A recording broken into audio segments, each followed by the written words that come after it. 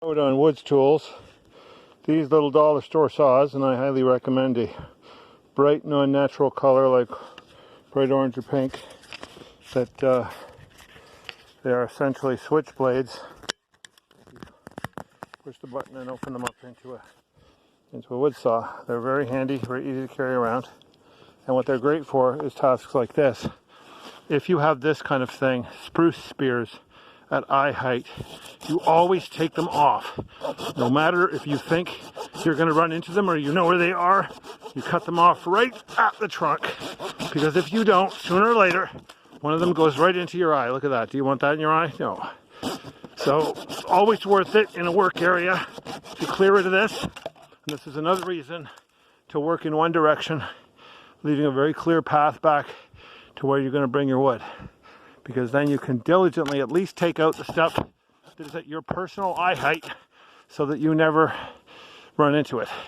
And you don't have to have the switchblade type saw. You can use a small dollar store wood saw.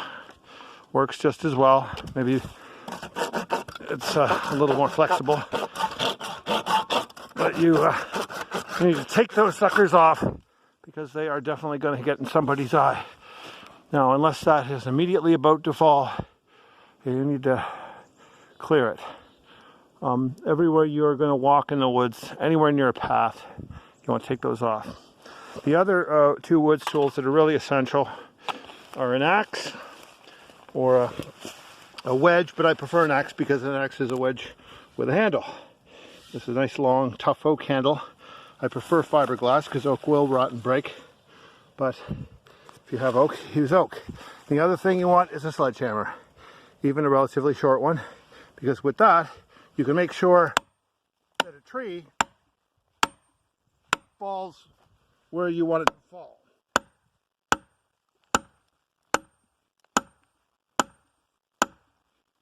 Now this is very important here because this tree is a monster. It has two other things hanging in it. Now, I'm leaving the hangers there because they'll actually prevent it from going too far this way, and that hanger up there will prevent it from falling backwards towards me. I can't actually estimate where the weight of this is due to the rot and the fact that it has 4 trunks coming out of it, 5 at the top.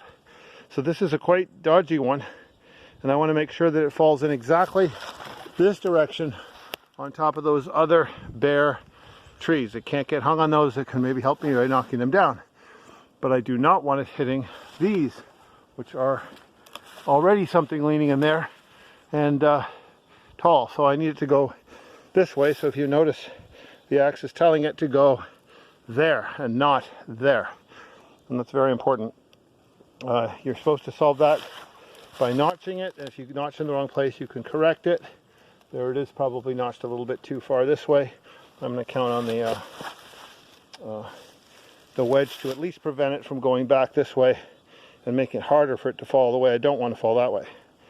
Now I'm going to put the saw back in there, and I probably won't be able to shoot the actual collapse because I'll be busy getting out of its way.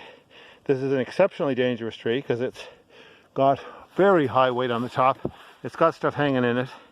It's somewhat at odds in the way it's going to fall, and I just need to leap right the heck back. So last note about forestry, when you're starting to get tired, when you're starting to stumble, stop. Always leave something unfinished in the forest, always. That way you don't feel like you have to finish something. Don't think in terms of getting all of that size of brush out or whatever. Always leave something undone. That way you can stop exactly when you're tired, and you won't take that last seriously mistaken step to work when you're tired. Now I'm just about at my edge, so this is the last thing I'm going to do in the woods today. Then I'm going to show you how to do a biochar bonfire. So wish me luck.